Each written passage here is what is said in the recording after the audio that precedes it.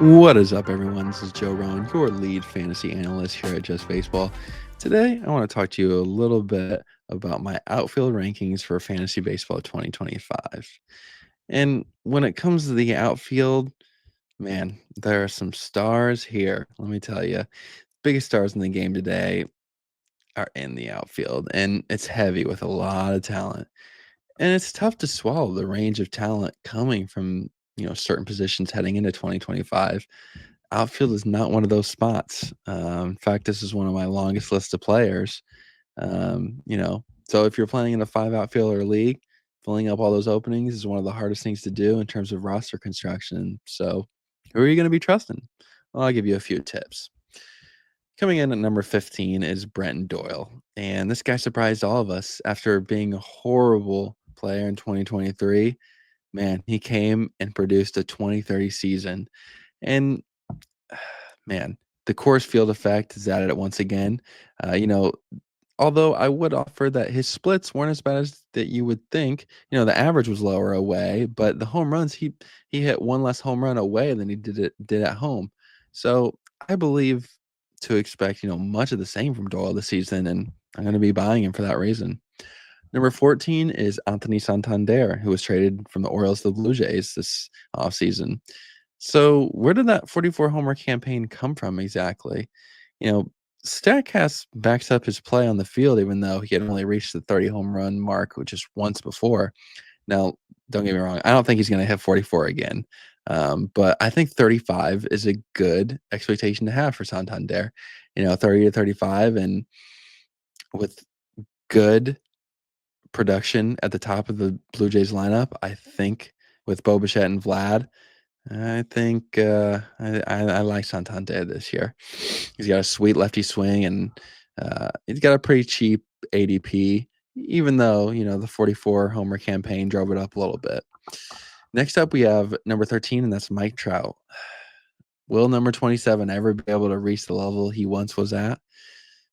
Signs out of spring training early say he's healthy and ready to go. But the level that he can reach is still mighty, mighty high. Remember that on average, over 162 games, Trout hits 40 bombs with a 991 OPS. It's almost as good as anyone out there. Not bad at all, Mr. Trout. Next up, we have number 12, and that is Teoscar Hernandez of the Los Angeles Dodgers. After struggling in, the hard hitting environment of Seattle in 2023. Teoscar rebounded last year and had a wonderful season for the Dodgers. He was a big reason why they won the World Series. And hitting right behind Shohei, Mookie, and Freddie, has its perks. I'll say that. All the metrics back him up, and he's got at times poor swing decisions, but hitting behind those three guys and what he can do with his power, I like him all day long. Next up, we have Jackson Chourio of the Milwaukee Brewers. And Chourio, 20 years old. He was the youngest player in the game this past season. It took him a while to get going, but now with some experience to play with, he could reach new levels of production. Don't forget that he was it blows my mind. 20 years old. Just insane. Next up, number 10 is Ronald Acuna Jr. And he put up arguably the best fantasy season of all time in 2023, only to be outdone by Shohei last season. But the Braves leadoff man missed most of 2024 with an ACL tear. But even before this occurred, it seemed as if something was off about his plate approach. He had only 4 long balls through 2 months of the season, while the OPS sat at 716. I'm expecting a bounce back from Acuna. And even though he's going to be held out a month or two, it sounds like from the Braves organization, I believe he'll get back to his regular status once the season gets rolling, as I do believe this whole Braves offense will.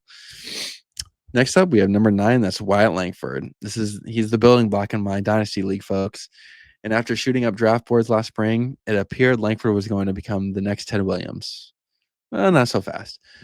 He hit 7 bombs in spring training last year, and we were all going nuts. But then we learned a valuable lesson when it comes to hyping up prospects and learning about rookies, who have never faced major league pitching before. Give them time to learn because it's not going to all come at once. The good news is that Langford went on a torrid streak to end his 2024 in September. He was the AL Player of the Month, and he won a Dynasty League championship for me, essentially.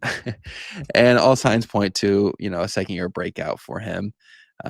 He was almost a 2020 player last season, and I believe with proper experience now and the skills that he has, 30-30 is on the horizon. Next up, we have number 8, and that's Julio Rodriguez. Speaking of slumps, how bad was Julio for in the entire season except for September? Kind of like Langford. I would like the one thing I would like to see out of Julio is just a better start to the year. He's already hit a couple bombs in spring training. Keep that going, Julio. We need that. We need that. Uh, he's got some poor chase decisions and poor chase rates at times, but if he stays on top of it and stays within himself, stays balanced and back on the ball, it's sky high for him. Number 7 is Corbin Carroll, and he also had a bit of a down year. But it's crazy, a bit of a down year, and he still scored way over 100 runs. That's pretty wild. The Snakes offense is dangerous, and it was an ugly first half, but he turned it on. He I think he's a lock for 40 steals almost every season. Yes, he goes and he gets on and he just goes. He's looking to go right away. Torey Lovello's manager gives him the green light, so that's a great advantage to have in fantasy. Next up is number 6, and that's Yordan Alvarez. Outside of Aaron Judge, I'm not sure there's a better option for at least 30 home runs. If Alvarez didn't miss so much time every season, he'd be a top 5 pick annually, most likely. But every year, I don't like buying into the injury-prone type of propaganda that goes on because, again, never going to get championship upside if you do buy into the injury proneness. So I figure, he's going to be around 30 home runs, over 900 OPS. Those are his career averages.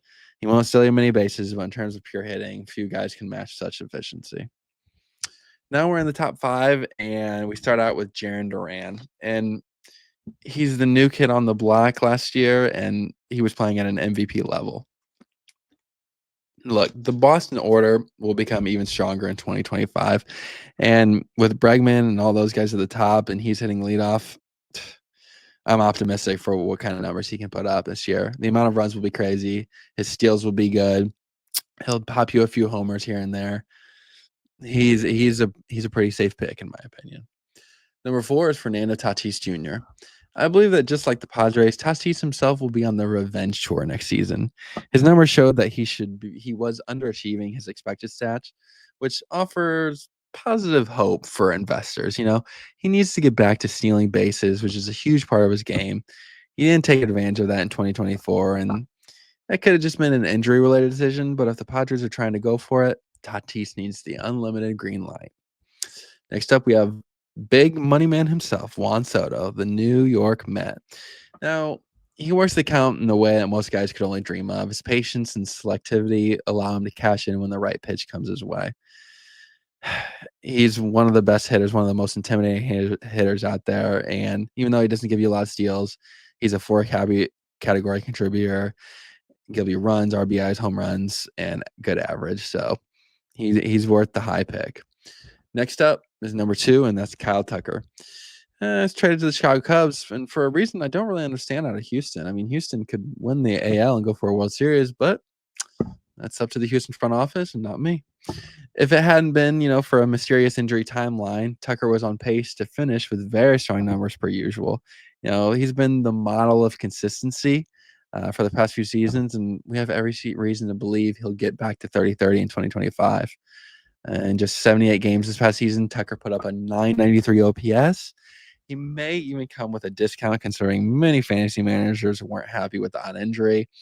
But he's going to be a staple for the Cubs lineup, and he's going to get started in the Japan series on March 18th.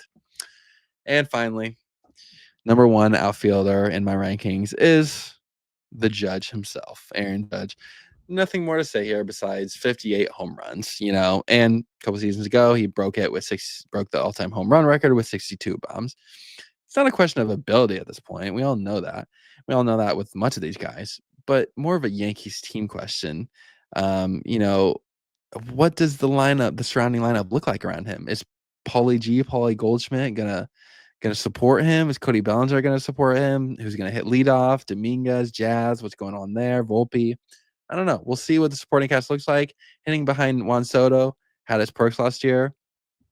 See what he does this year. Those were my top outfield rankings for 2025 fantasy baseball. Would love for you guys to subscribe to the Just Fantasy Baseball channel. We're growing. You're here with us, and love to be here with you all season long. I know I will be. Hopefully you are too. Go and follow that Twitter handle, JRose34, at JRose34. Just ask me any fantasy questions you have. I would be happy to help. And with that, until next time, have a good one.